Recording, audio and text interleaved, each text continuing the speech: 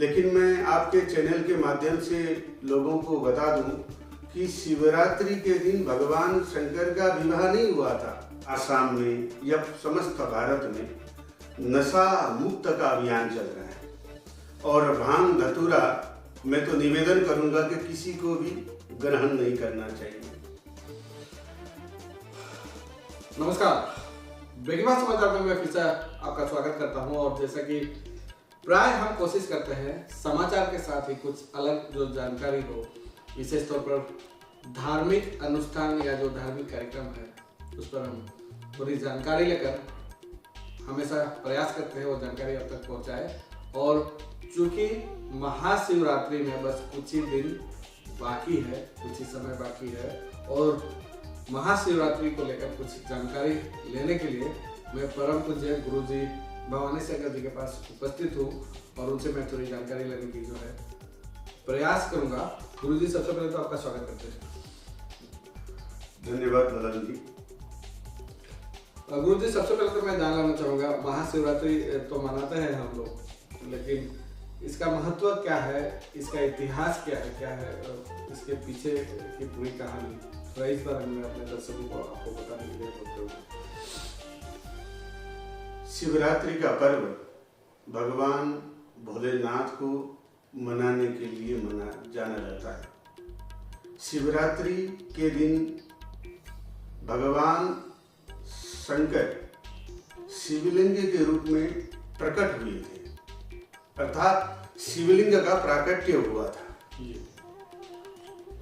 और भगवान शंकर को हम लोग पूजन करते हैं, उस दिन मनाते हैं। भगवान शंकर के निमित्त कई लोग शिवरात्रि के दिन शिव विवाह आदि झांकियां निकालते हैं, लेकिन मैं आपके चैनल के माध्यम से लोगों को बता दूं कि शिवरात्रि के दिन भगवान शंकर का विवाह नहीं हुआ था। शिव पुराण, लिंग पुराण, स्कंद पुराण आदि में वर्णन आता है कि भगवान शंकर का विवाह माँ पार्वती के साथ अक्षय तृतीया के दिन हुआ था और माँ सती के साथ चैत्र शुक्ल त्रयोदशी को हुआ था और फाल्गुन कृष्ण चतुर्दशी अर्थात महाशिवरात्रि के दिन भगवान शंकर शिवलिंग के रूप में प्रकट हुए थे। ये शास्त्रोक्त मत है। जो आपने मेरे से प्रश्न किए उसका मैंने आपको प्रत्युत्तर दिया। एक चीज, चूंकि आपने कहा कि शिवलिंग के रूप में भगवान शिव प्रस्तुत हुए थे उस समय, लेकिन शिवलिंग में अलग अलग आकार के, अलग अलग जो दृश्य हम देखते हैं, शिवलिंग अलग अलग प्रकार के देखे जाते हैं। तो एक्चुअली जो शिवलिंग अलग अलग प्रकार के होते हैं, एक्चुअली इसका महत्व क्या है या इसको लेकर क्या है इतिहास, थोड़ा इस बारे में भी जानना चाहूँगा। शिवलिंग में एक तो स्वयंभू शिवलिंग है जो द्वादश ज्योतिर्लिंग में सोमनाथ, रामेश्वरम आदि जो द्वादश ज्योतिर्लिंग है ये स्वयंभू शिवलिंग है। और एक शिवलिंग है बाण शिवलिंग। बाण शिवलिंग जो हम लोग तैयार करते हैं, जैसे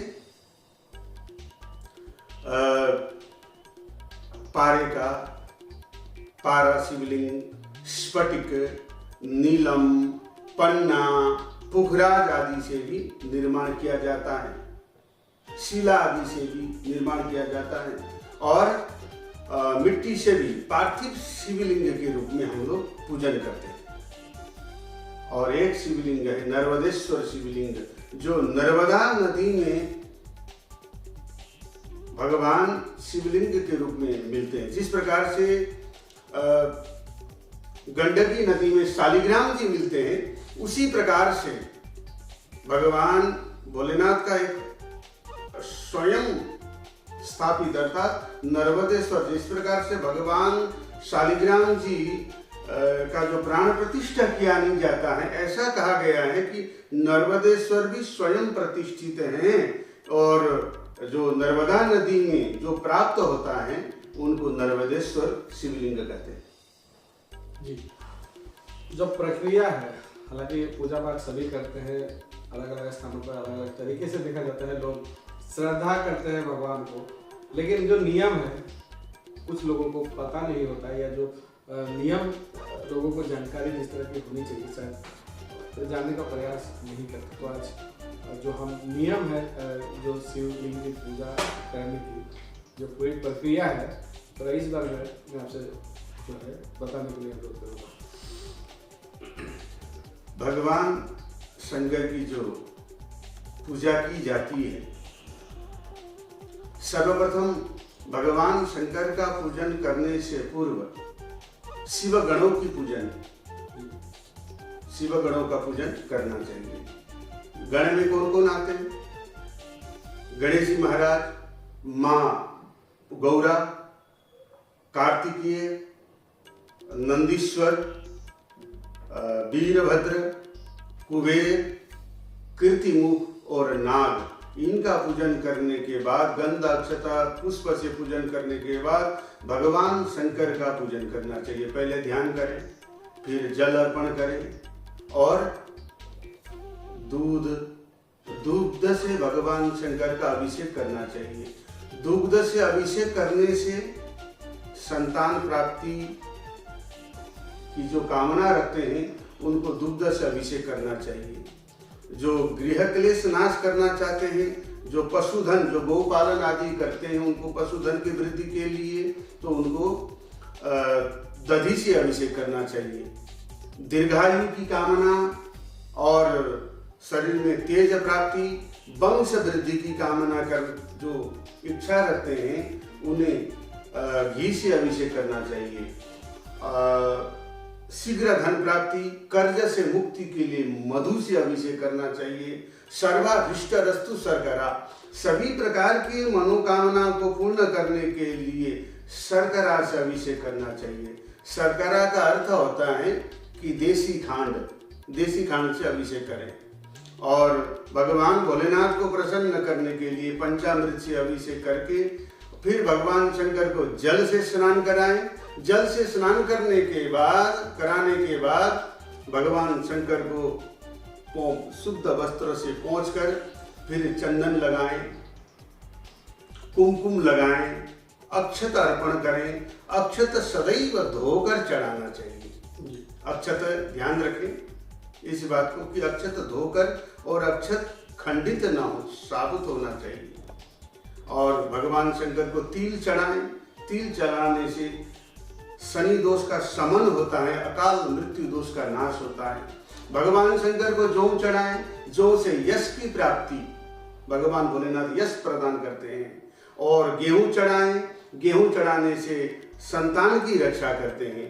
भगवान भोलेनाथ को हरा मूंग चढ़ाएं। हरा मूंग चढ़ाने से दुख दारिद्रता का नाश करते हैं। भगवान भोलेनाथ को बेलपत्र चढ़ाएं, पुष्प चढ़ाएं, पुष्पमाला अर्पण करें और औषधि चढ़ाएं। रोग नाश के लिए औषधि अर्पण करना चाहिए। जो रोगी हैं वो अपने रोग दूर करने के लिए कुसे का जल से अभिषेक करें। आंवला का रस, गिलोई, एलोवेरा का रस आदि से अभिषेक करें। इससे भगवान शंकर रोग का नाश करते हैं। तत्पश्चात फिर वस्त्र अर्पण करें। वस्त्र चढ़ाने के बाद भगवान को जनेऊ चढ़ाएं। जनेऊ चढ़ाने के बाद पुष्प, बेलपत्र, फिर उसके बाद में अबीर चढ़ाएं। सुगंधी द्रव्य अर्थात इतर चढ़ाएं। इतर चढ़ाने से पापों का नाश होता है, अर्थात मन पवित्र होता है, पाप की तरफ मन जाता नहीं है और प्रतिष्ठा की प्राप्ति हुई। इतर के बाद में भगवान शंकर को धूप दीप आदि दिखाकर नैवेद्य अर्पण करें। नैवेद्य अर्पण करने के बाद फिर फल, पुंगी फल और दक्षिणा अर्पण करें। दक्षिणा अर्पण करने के बाद आरती, आरती पश्चात पुष्पांजलि, पुष्पांजलि के पश्चात जिनके यहाँ यदि ब्राह्मण देवता से पूजन करा रहे हैं तो नमक चमक का पाठ कराएं। इसी से भगवान शंकर प्रसन्न होंगे और आपके यज्ञ को सफल प्रदान करेंगे और आपकी मनोकामना की पूर्ति होगी। ये नमक चमक जो आपने कहा, इसका अर्थ क्या होता है और इसकी जो प्रक्रिया है या जो मंत्र है, मैं इस बारे में भी। बहुत अच्छी बात पूछी है ललन जी आपने। हमारे यहाँ नमक चमक पाठ कहा जाता है। नमक चमक, नमश्च चमश्च इति नमक चमक। नमः अर्थात नमस्कार। किसको नमस्कार?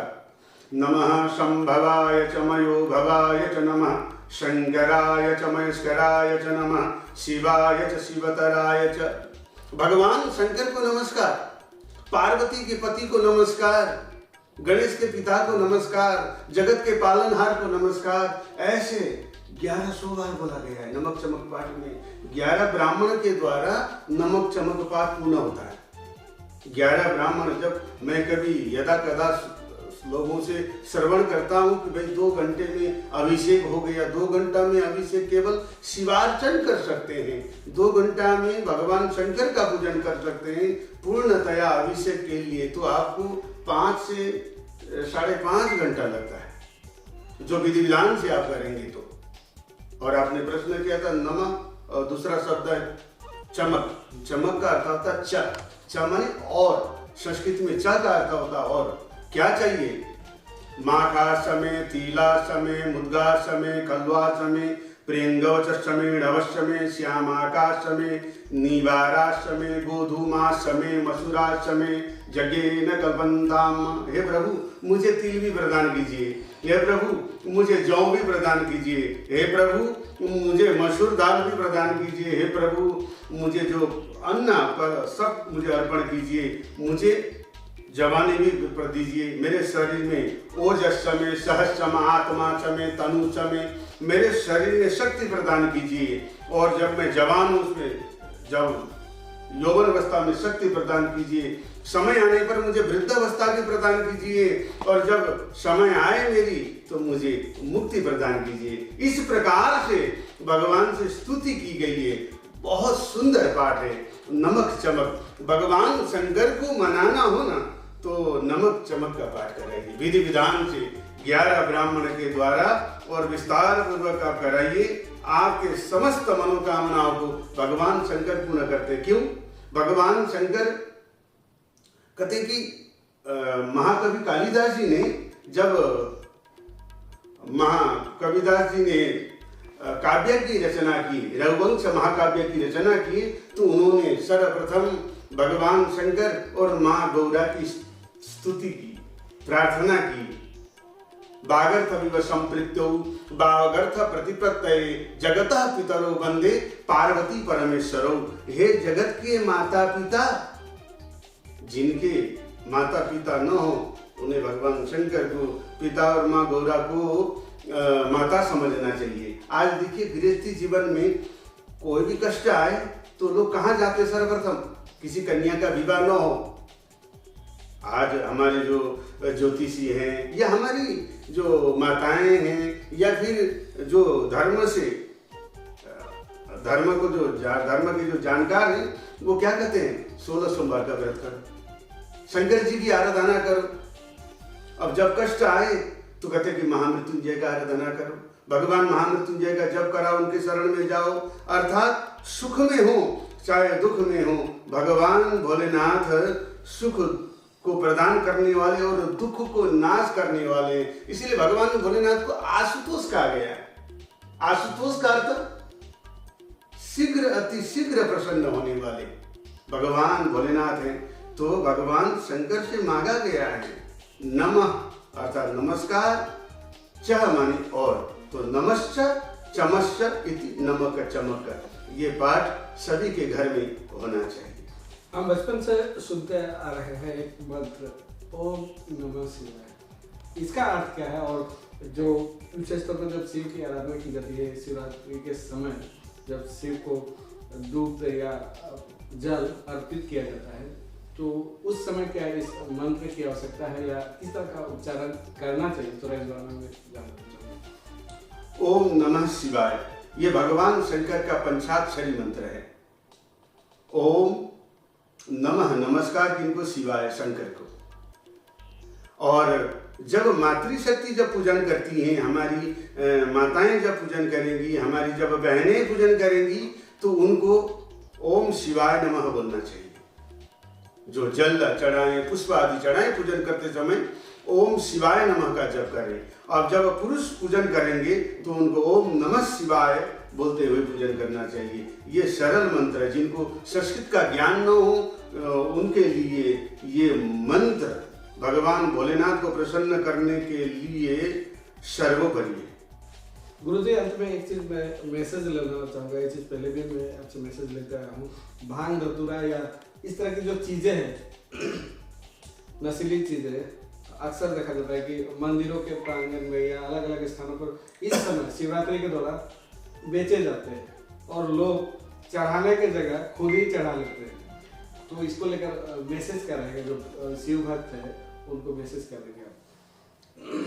देखिए, हम लोग के यहाँ आसाम में या समस्त भारत में नशा मुक्त का अभियान चल रहा है और भांग धतूरा मैं तो निवेदन करूंगा कि किसी को भी ग्रहण नहीं करना चाहिए। हाँ, भगवान भोलेनाथ को अर्पण कर सकते हैं। भगवान भोलेनाथ को अर्पण करिए। भगवान भोलेनाथ भांग धतूरा ग्रहण करते हैं। भगवान भोलेनाथ उसका पान करते हैं, स्वीकार करते हैं। लेकिन भगवान भोलेनाथ के नाम में जब भक्त स्वीकार करते हैं तो भक्त दोषी हैं। क्यों? क्योंकि आपको भांग धतूरा ग्रहण करने के लिए सबसे पहले आपके गले में सर्प की माला आपको धारण करनी पड़ेगी। काला विष आपके गले में होना चाहिए। गंगा आपके माथे में होनी चाहिए, तब आप धारण कर सकते हो। भगवान भोलेनाथ ने भक्तों के कष्ट को हरण करने के लिए ये सब पदार्थों को ग्रहण किए हैं। सबसे निवेदन रहेगा कि भगवान को अर्पण कीजिए और भगवान के नाम में स्वयं इसके ग्रहण न करें। ये हमारे ब्रेकिंग फास्ट न्यूज की तरफ से मैं आपसे निवेदन करूंगा कि कभी भी भांग धतूरा का सेवन करके अपने जीवन को दुखमय न बनाएं। जी गुरुजी, आगे भी कोशिश करेंगे कि शिवरात्रि के दौरान भी जो है थोड़ी जानकारी शिवरात्रि का जो अधिक से अधिक विजुअल आप भी जो कि उपस्थित रहेंगे और वहाँ का भी विजुअल लेकर जो हमारे दर्शक है उन तक पहुँचाएंगे। फिलहाल जो आपने जानकारी दी, बहुमूल्य जानकारी थी।